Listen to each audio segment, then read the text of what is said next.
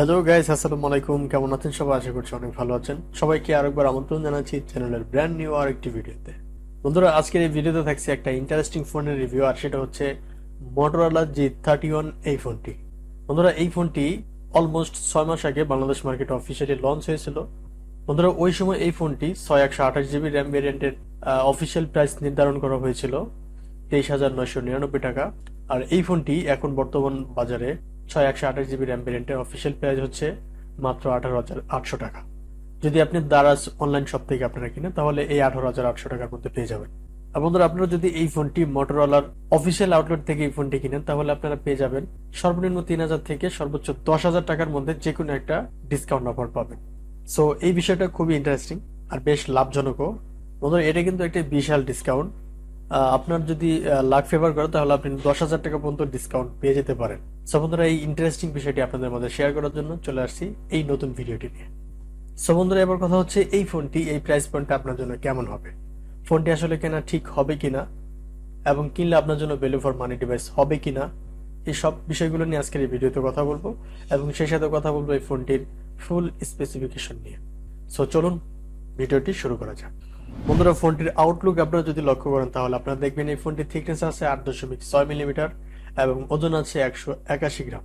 So থিকনেসটা একটু বেশি মনে হতে পারে, তবে ওজনটা একেবারে ঠিকঠাকই আছে। সো ওভারঅল আপনার কাছে এই ফোনটি অনেক হ্যান্ডলি মনে হবে, লাইট ওয়েট এবং স্লিম ক্যাটাগরির একটা ফোন মনে হবে আশা করি। আর ফোনের রেয়ার প্যানেলটা হচ্ছে প্লাস্টিক বিল্ডের, আর ফোনের ফুল ফ্রেম হচ্ছে প্লাস্টিক বিল্ডের। আর বন্ধুরা, এই ফোনের কালার ভেরিয়েন্টে থাকছে দুটি কালার, একটা হচ্ছে গ্রে কালার এবং অপরটি হচ্ছে ব্লু কালার। বন্ধুরা, ফোনের পোর্টস এন্ড বাটন হিসেবে আপনারা পেয়ে যাবেন ইউএসবি তে পাবেন টাইপ সি পোর্ট 2.0, আর হেডফোন জ্যাক পোর্টে পেয়ে যাবেন 3.5 মিলিমিটার হেডফোন জ্যাক পোর্ট। আর বন্ধুরা, বরাবরের মতো এই ফোনে আপনারা দুটি সিম কার্ড ইউজ করতে পারবেন এবং পাশাপাশি একটা এসডি কার্ড ইউজ করতে পারবেন, এবং এসডি কার্ড এবং সিম কার্ড একসাথে ইউজ করার জন্য থাকছে একটি ডেডিকেটেড সিম কার্ড স্লট। আর বন্ধুরা, এই ফোনের ফিঙ্গারপ্রিন্ট সেন্সর হিসেবে আপনারা পেয়ে যাবেন রেয়ার মাউন্টেন ফিঙ্গারপ্রিন্ট সেন্সর, আর এই সেন্সরে কিন্তু আপনারা মোটরোলার এই লোগোটাও পেয়ে যাবেন। সো বন্ধুরা, এই ছিল ফোনটির ডিজাইন এবং বিল্ড কোয়ালিটি। এরপর যে কথা বলবো ফোনটির ডিসপ্লে প্রসঙ্গে। বন্ধুরা, এই ফোনের ডিসপ্লে নিয়ে যদি কথা বলি তাহলে আপনারা পেয়ে যাচ্ছেন এই ফোনে 6.4 ইঞ্চির একটি অ্যামোলেড প্যানেল, আর এই প্যানেলটি হচ্ছে ফুল এইচডি প্লাসের একটি প্যানেল। তবে রিফ্রেশ রেটের দিক দিয়ে এই ফোনে আপনারা পেয়ে যাচ্ছেন 60 হার্জ রিফ্রেশ রেট। সো এই বিষয়টা খুবই বাজে একটা বিষয়, কারণ এরকম প্রিমিয়াম ক্যাটাগরির এই ফোনে আপনারা পেয়ে যাচ্ছেন মাত্র 60 হার্জ রিফ্রেশ রেট। এটা আসলে এই সময় এসে মেনে নেওয়ার মতো না, অন্তত এখানে 90 হার্জ রিফ্রেশ রেট দেওয়া উচিত ছিল। আর ডিসপ্লে ডেন্সিটিতে আপনারা পেয়ে যাবেন 411 পিপিআই ডেন্সিটি, আর রেজুলেশন হিসেবে আপনারা পেয়ে যাবেন 1080x2400 পিক্সেল, আর ডিসপ্লে ব্রাইটনেস আপনারা পেয়ে যাচ্ছেন 700 নিটস পিক ব্রাইটনেস। সো বন্ধুরা, এই ব্রাইটনেসে এই ফোনটি আপনারা মিডিয়াম আলোতে অর্থাৎ অল্প রোদের আলোতে ইউজ করতে পারবেন, তবে বেশি রোদের ভিতরে ইউজ করতে গেলে ব্রাইটনেসের ঘাটতি কিছুটা লক্ষ্য করুন। বন্ধুরা, এই ফোনটির ডিসপ্লে প্রসঙ্গে যদি আলাদা করে বলতে চাই তাহলে একটা বিষয় খারাপ লেগেছে, সেটা হচ্ছে 60 হার্জ রিফ্রেশ রেট।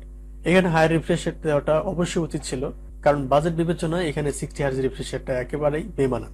আর অন্যান্য বিষয়গুলো মোটামুটি ঠিকঠাক আছে, অ্যামোলেড প্যানেল, ফুল এইচডি প্লাসের প্যানেল, আর যে কোনো কন্টেন্ট প্লে করলে কন্টেন্টে আপনারা ক্রিস্টাল কোয়ালিটিটা পাবেন। আচ্ছা, এই পর্যায়ে কথা বলবো ফোনটির সফটওয়্যার এবং পারফরমেন্স দিয়ে। বন্ধুরা, ফোনটি রান করা হয়েছে অ্যান্ড্রয়েড 11 দিয়ে, আর এই ফোনে চিপসেট হিসেবে আপনি পেয়ে যাবেন মিডিয়াটেক হিলিও G85 এই চিপসেটটি 12 ন্যানোমিটার আর্কিটেকচারে তৈরি করা একটি অক্টাকোর প্রসেসর।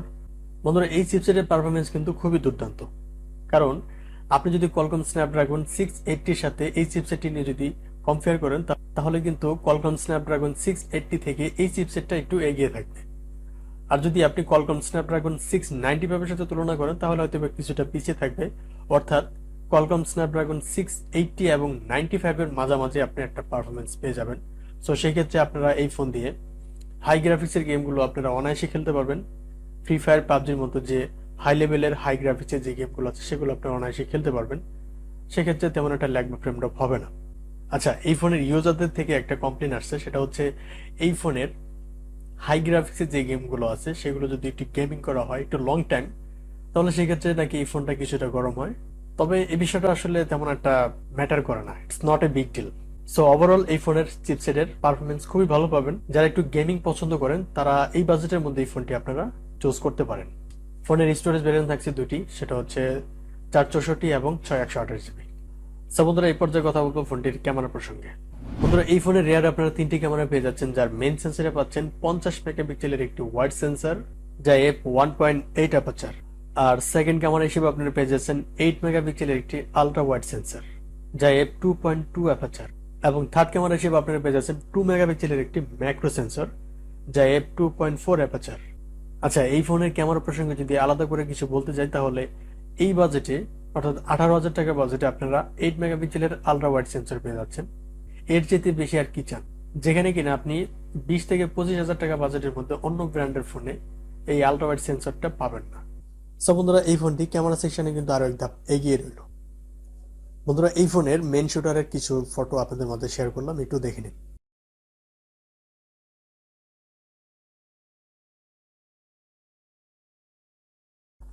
আচ্ছা, এই ফোন দিয়ে আপনারা যারা মোটামুটি ফোন দিয়ে ফটোগ্রাফি করতে চান তাদের জন্য এই ফোনটা খুবই উপযোগী হবে, কারণ এই ফোনে আপনারা যে ফটো কোয়ালিটি পাবেন সেটাতে কালার টোনটা খুব অ্যাকুরেট পেয়ে যাবেন।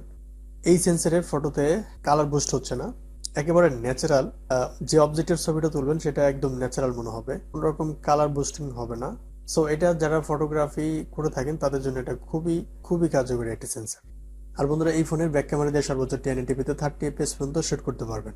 ফোনের সেলফি ক্যামেরা হিসেবে আপনারা পেয়ে যাবেন 13 মেগাপিক্সেলের একটি ওয়াইড সেন্সর যা f2.2 অ্যাপারচার, আর সেলফি ক্যামেরা দিয়ে আপনারা সর্বোচ্চ 1080p 30fps পর্যন্ত শুট করতে পারবেন। বন্ধুরা, বরাবর মতো এই ফোনে আপনারা 5000 mAh এর একটি ব্যাটারি পেয়ে যাবেন এবং চার্জার হিসেবে পেয়ে যাবেন 10 ওয়াটের একটি চার্জার। এই পর্যায়ে কথা বলবো ফোনটির প্রাইস প্রসঙ্গে, আর এটা হচ্ছে রেগুলার প্রাইস। 464 রেগুলার প্রাইস হচ্ছে 19,999 টাকা এবং 6128 জিবির রেগুলার প্রাইস হচ্ছে 23,999 টাকা। এই ফোনটি যদি আপনারা মোটরোলার অফিসিয়াল আউটলেট থেকে কিনতে চান তাহলে আপনি সেখানে 3,000 থেকে 10,000 টাকার মধ্যে যে কোনো একটা ডিসকাউন্ট অফার আপনি পেয়ে যেতে পারেন। আর যদি আপনারা দারাজ অনলাইন শপ থেকে এই ফোনটি অর্ডার করতে চান তাহলে আপনারা 128 জিবি র্যাম ভেরিয়েন্টের প্রাইস পাবেন হচ্ছে মাত্র 18,800 টাকায়। সো বন্ধুরা, এবার কথা হচ্ছে এই ফোনটি এইরকম বাজেট পয়েন্টে কেমন হবে, ভ্যালু ফর মানি ডিভাইস হবে কিনা। বন্ধুরা, এই ফোনটির ফুল ফিচার নিয়ে পর্যালোচনা করে একটা জিনিস আমার কাছে খারাপ লেগেছে, সেটা হচ্ছে এই ফোনের ডিসপ্লে সেকশনে হাই রিফ্রেশ রেটটা নেই।